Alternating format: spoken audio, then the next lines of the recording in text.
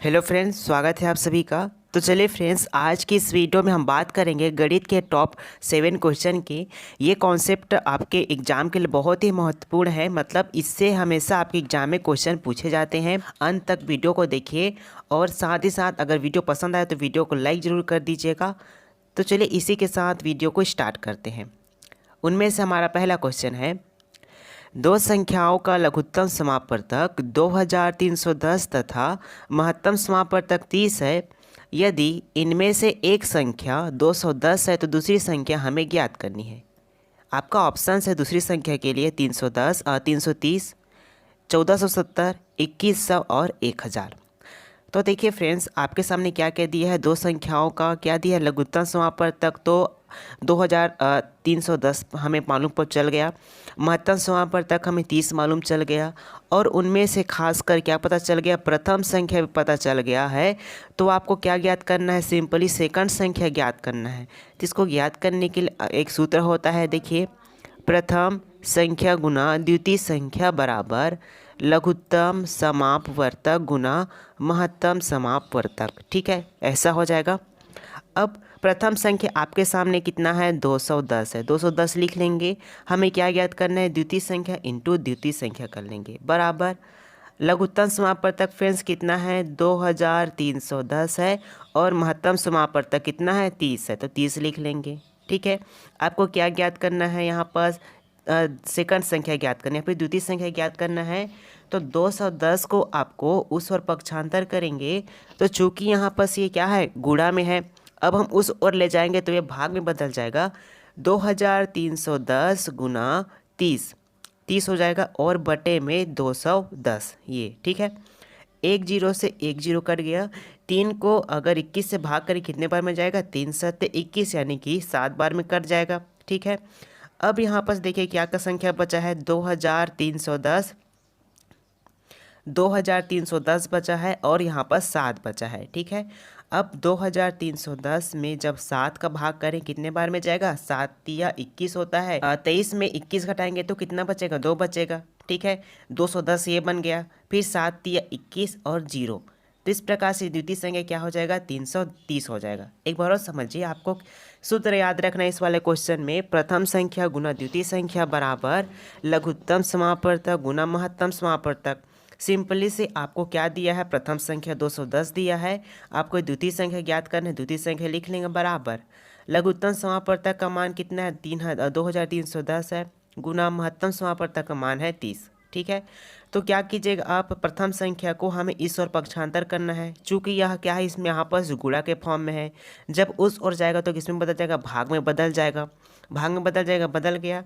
यहाँ पर देखिए 0 से 0 कट गया, 7 से 21 कितने बार में कट गया, 7 बार में कट गया, फिर 2310 बचा और बटे में 7, फिर इन दोनों को काटने पर कितना आएगा आंसर, 330 आएगा। ठीक है, तो इस प्रकार से द्वितीय संख्या हमें कितना प्राप्त हो गया, 330 प्राप्त हो गया, सॉरी 310 नहीं 330 है। ठीक है, तो आपका आंसर 330 हो जाएगा।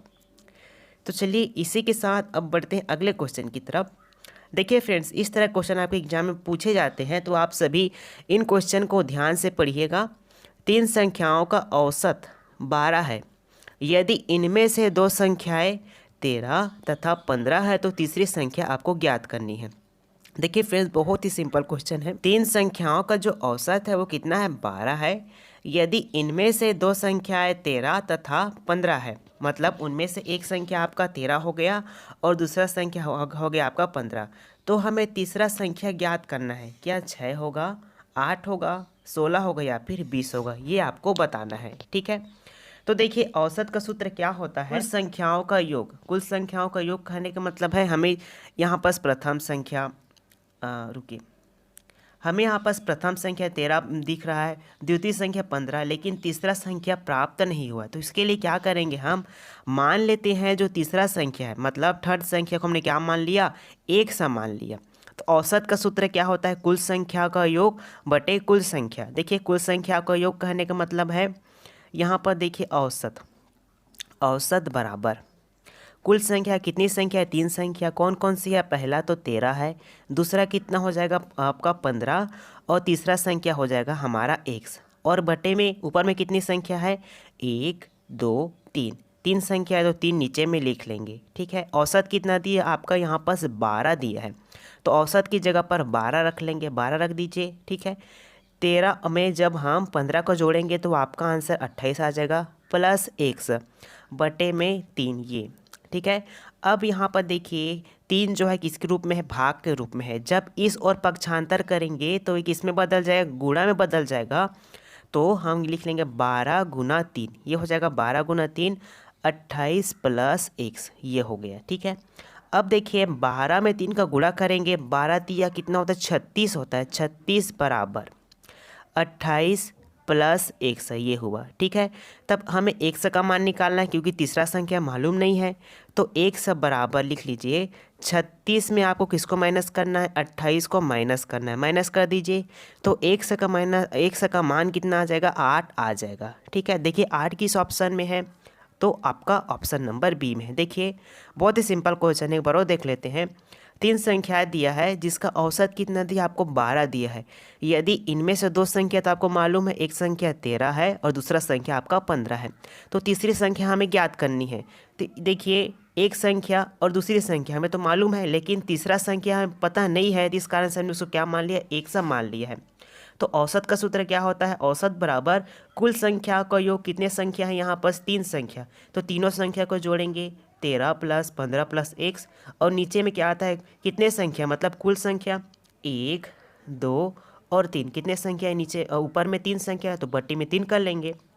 औसत की जगह पर आपको कितना रखना है, 12 रखना है, बराबर जब 13 में 15 को जोड़ेंगे तो आपका मान 28 आएगा, प्लस 1 बटे में आप 3 रख लीजिए। अब यहाँ पर देखिए 3 जो है भाग में है, जब इस और पक्षांतर करेंगे तो किस में बदल जाएगा, गुणा में बदल जाएगा। 12 तिया कितना 36 बराबर 28 प्लस 1, ये हो जाएगा, ठीक है। तो देखिए अब क्या करेंगे, 1 का मान निकाल लेंगे, तो 36 में हम 28 को माइनस करेंगे, तो इस तरह से आपका आंसर कितना आ जाएगा, 8 आ जाएगा, ठीक है। क्वेश्चन नंबर 3, 1 का मान क्या होगा यदि 24 का 25% प्लस 1 का 20% बराबर 16 है। 24, 25, 35 या फिर 50 बराबर 16 है, ठीक है। यहाँ पर तो देखिए अब सिंपल सा क्वेश्चन है, 24 का कितना प्रतिशत, 25%, तो 24 गुना कितना हो जाएगा, 25/100, ठीक है। 25/100 प्लस कर लेंगे 100 का आपको कितना प्रतिशत है, 20%, तो 100 गुना 20/100 हो जाएगा, बराबर कितना होना है, 16 होना है, ठीक है। 25 चौके कितना होता है, 25 चौके 100 होता है। अब 4 को हम 24 से भाग करें, कितने बार में जाएगा, 6 बार में जाएगा, कितने बार में, 6 चौको 24 होता है, ठीक है। उसी प्रकार से यहाँ पर 20 पंचे कितना होता है, 100 होता है, 20 पंचे 100 होता है, ठीक है। यहाँ पर कौन कौन सी संख्या बची हुई है देख लीजिए एक बार। यहाँ पर 6 बचा हुआ है, 1 बचा हुआ है, 5 बचा हुआ है और 16 बचा हुआ है। लिख लीजिए इन संख्याओं को, 6 प्लस 1/5, क्योंकि यहाँ पर इंटू में है तो यहाँ पर गुणा करेंगे तो ऊपर चला जाएगा, ठीक है, बराबर 16, ठीक है। अब हम 6 को 30 से भाग करेंगे, 6 को 5 से भाग करेंगे तो कितना आएगा, 5 छक्का 30 प्लस 1 ये और बटे में 5 ये रहेगा, बराबर 16, इतना हुआ। अब यहाँ पर 30 प्लस 1 से लिख लेंगे बराबर, अब हम 5 को उस और पक्षांतर करेंगे तो किस में बदल जाएगा, ये गुणा में बदल जाएगा।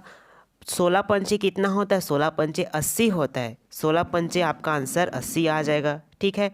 तो 1 बराबर, अब 30 को जब 80 की ओर पक्षांतर करेंगे तो ये चूँकि यहाँ पर प्लस में है उस ओर जाएगा तो ये माइनस से बदल जाएगा, तो कितना आ जाएगा, 80 में जब हम 30 को माइनस करेंगे तो 1 का मान निकल कर आ जाएगा 50, ठीक है। तो इस तरह से आपका 1 का मान क्या हो जाएगा, 50 हो जाएगा। देखिए फ्रेंड्स, हम आपको जितने भी क्वेश्चन करा रहे हैं वो क्वेश्चन आपके एग्जाम के लिए मोस्ट इम्पॉर्टेंट है, तो आप एक भी क्वेश्चन को मिस मत करिएगा। क्वेश्चन नंबर 4, किसी वस्तु को 120 रुपये में बेचा गया तथा उस पर 20 रुपये का लाभ कमाया गया, तो प्रतिशत लाभ ज्ञात करना है। देखिए फ्रेंड्स, किसी वस्तु को 120 रुपये में बेचा गया और उस पर 20 रुपये का लाभ कमाया गया, तो प्रतिशत लाभ ज्ञात करना है, ठीक है। 40% होगा, 20%, 10% या फिर 30%, ठीक है। जो वस्तु हम बेचते हैं वो क्या होता है, आपका विक्रय मूल्य होता है, और किसी वस्तु को खरीदते हैं वो क्या होता है, हमारा क्रय मूल्य होता है।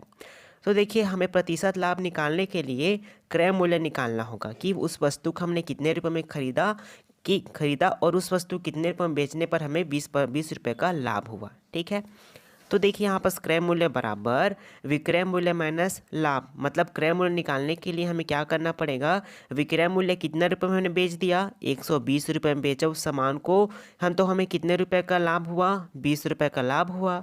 ठीक है, तो 120 में 20 को माइनस करेंगे तो आंसर कितना आ जाएगा, 100 आ जाएगा। ठीक है, देखिए फ्रेंड्स, हमने क्या किया, क्रय मूल्य निकाल लिया कि हमने किसी वस्तु को 100 रुपये में ख़रीदा तो उसको हमने कितना बेच दिया, 120 रुपये में बेचा तो हमें कितने रुपए का लाभ हुआ, 20 रुपये का लाभ हुआ। अब यहाँ पर प्रतिशत लाभ निकालने के लिए सूत्र याद रखना पड़ेगा आपको, लाभ बराबर प्रतिशत लाभ बराबर लाभ गुना 100 और बटे में क्रय मूल्य। लाभ कितना हुआ, आपको 20 रुपये का लाभ हुआ, तो लिख लीजिए यहाँ पर 20 गुना 100, 20 गुना 100 और बटे में क्रय मूल्य कितना है, कितने रुपए में खरीदे थे वस्तु को, 100 रुपये में खरीदा था हमने वस्तु को, तो 20 100 से 100 कट जाएगा, कितना बचा आपके पास, 20। तो उस वस्तु को हमने 100 रुपये में खरीदा और उसे 120 रुपये में बेचा तो हमें 20% का क्या हुआ, मुनाफा हुआ या फिर लाभ हुआ। तो ऑप्शन नंबर बी आपका राइट आंसर होगा। तो इस तरह के क्वेश्चन भी एग्जाम में पूछे जाते हैं लाभ हानि से, तो आप ध्यान से पढ़िए इन सभी क्वेश्चन को। अगर वीडियो पसंद आ रहा हो तो वीडियो को लाइक जरूर कीजिए और अपने दोस्तों तक शेयर जरूर करें। क्वेश्चन नंबर 5, 64 तथा 225 के बीच मध्य समानुपाती संख्या क्या होगी, ये हमें ज्ञात करना है। 30, 60, 90 या फिर 120। मध्य समानुपाती कहने का मतलब ये है 64 अनुपात 100 समानुपात 100, अनुपात आपका 225 ये हो जाएगा। यही आपका क्या हो जाएगा, मध्य समानुपाती। मध्य में जो संख्या रहेगी, मान के चलिए 100 एक समान है तो क्या हो जाएगा, दोनों मध्य में हो जाएगा। ठीक है, यही हमारे मध्य समानुपाती कहने का मतलब है। अगर इसको सॉल्व करेंगे 64 बटे 100 ये हो जाएगा बराबर 100 बटे 225 ये हो जाएगा। ठीक है, यहाँ तक हुआ। अब त्रियक गुणा करने पर यह 100 को 1 के साथ गुणा करने पर 100 गुना 100 बराबर 100 गुना 100 बराबर 64 गुना 225। ठीक है, बराबर क्या हो जाएगा, 100 स्क्वायर बराबर 64 गुना 225 ये हो गया। ठीक है, जब हम यहाँ पर 2 हटाएंगे तो किस में बदल जाएगा, रूट में बदल जाएगा, रूट में बदल जाएगा।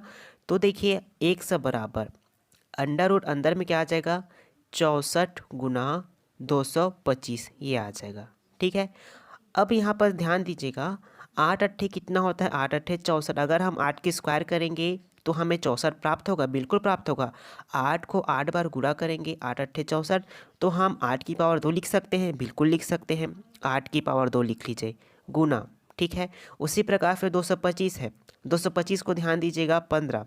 अगर 15 की स्क्वायर रखेंगे तो भी हम 225 लिख सकते हैं। कहने का मतलब है 15 को 15 बार गुना करेंगे, 15 को 15 बार गुणा करेंगे, 15 15 225 हो सकता है, होता है, तो 15 की पावर यहाँ पर 2 हो जाएगा। ठीक है, जो आपका अंडर रूट है, अंडर रूट का मान कितना होता है, 1/2 होता है। तो यहाँ पर 8 का पावर 2 है और यहाँ पर 15 की पावर 2 है। 2 से 2 कट जाएगा, यहाँ पर भी 2 से 2 कट जाएगा, क्या का बचा, 8 गुना 15 ये बचा है।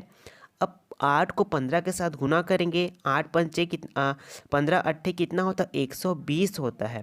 तो यहाँ पर मध्य समानुपाती कितना हो जाएगा, 120 हो जाएगा। तो आपका answer option number D correct हो जाएगा। जिस तरह से हम इस क्वेश्चन को सॉल्व करते हैं।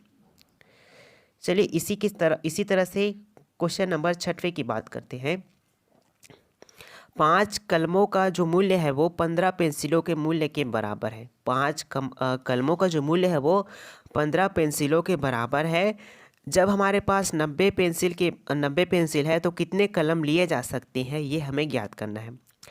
5 कलम है ना, 5 कलम बराबर 15 पेंसिल के बराबर हो रहे हैं।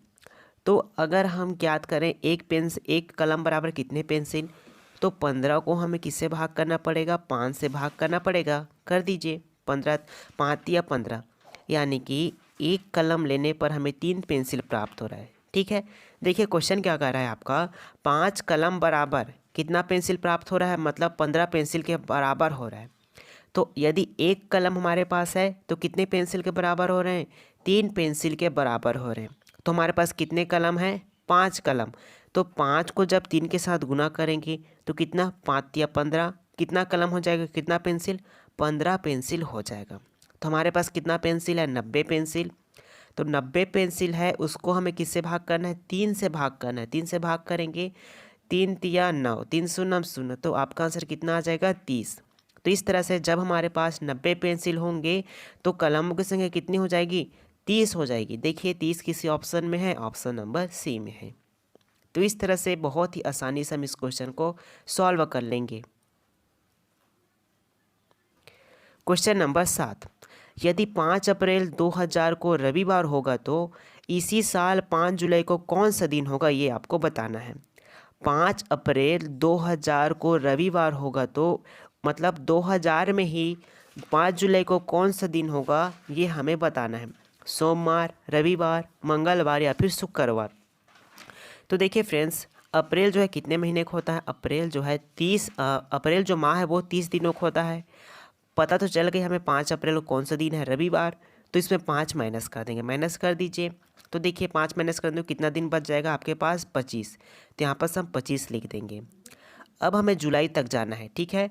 मई में कितने दिन होते हैं, तो मई में 31 दिन होते हैं, जून में 30 दिन होते हैं और जुलाई, ठीक है। जुलाई कितना दिन बोला है, कौन से दिन को, 5, तो 5 को लिख लेंगे, ठीक है।